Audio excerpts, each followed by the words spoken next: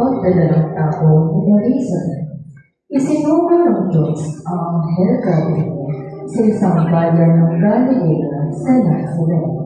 Doon niya dinalaw ang isang dalaga na pangalang Maria na nakatakdang ikasal sa isang lalaki na pangalang Jose mula sa angkan ni David. Maria, magalang ka. Ikaw ay lubos na tinarulog ka ng Diyos. Sumasay mo ang Panginoon. Huwag kang matakot, Maria, sapagkat naging kalulugod ka sa Diyos. Makinig ka, ikaw ay magbibigay ng isang batang lalaki at Jesus ang ipapangalan mo sa kanya. Magiging dakila at tatawagin anak ng kataas-taasang Diyos. At tatawagin anak ng Diyos. Ako'y alipin ng Panginoon. Nangyari naman sa akin ang iyong sinabi. At nang mga araw ng iyon, ay nagpunta si Maria sa lupain ng Guro sa isang bayan ng Juda patungo sa tahanan ng kanyang kamag-anak na si Elizabeth. Elizabeth? Elizabeth! Tao po? Magandang umaga! Maria! Maligayang pagdating. Pinagpala ka sa mga babae at pinagpala rin ang tinatay mo sa iyong sinapunan. Sino ako? Para dalangin ang ilan aking Panginoon. Pagkarinig ko ang iyong pagbati, ay gumagawa sa mga tungkol sa aking sinapunan. Pinagpala, sapagkat sumasampalataya kang pagsusupan ang itinasabi sa iyo ng Panginoon.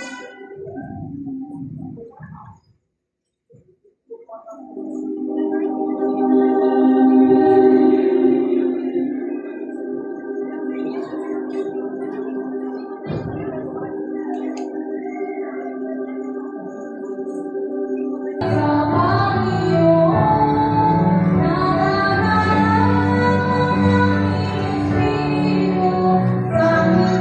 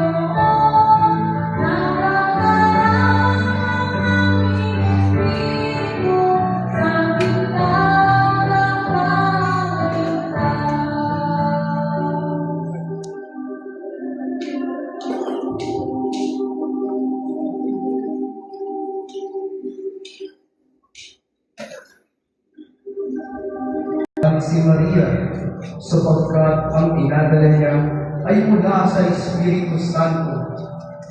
Magsisilang ng isang batang lalaki at Jesus ang ipapangalan mo sa sanggol, sapagkat ililigtas niya ang kanyang bayan sa kanilang mga kasalanan.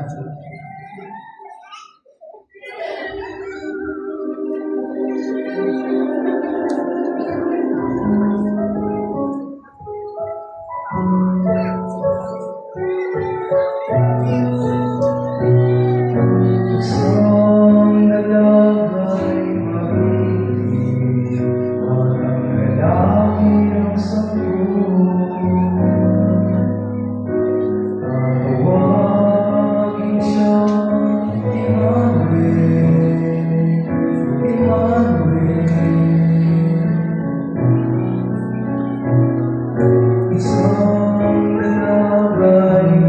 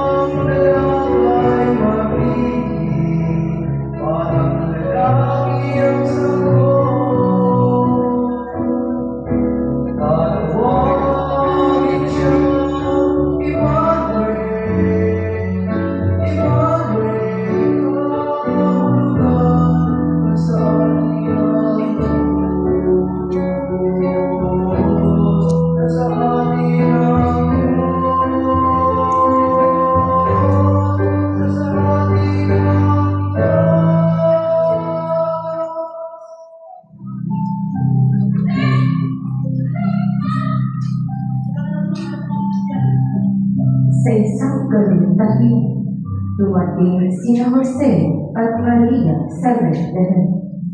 Sila'y pabor sa paglalakbay at ang bawat hakbang ay pasan ang pag-asa at pangako ng poon. Isa-isa nilang nilapitan ang mga taong bayan.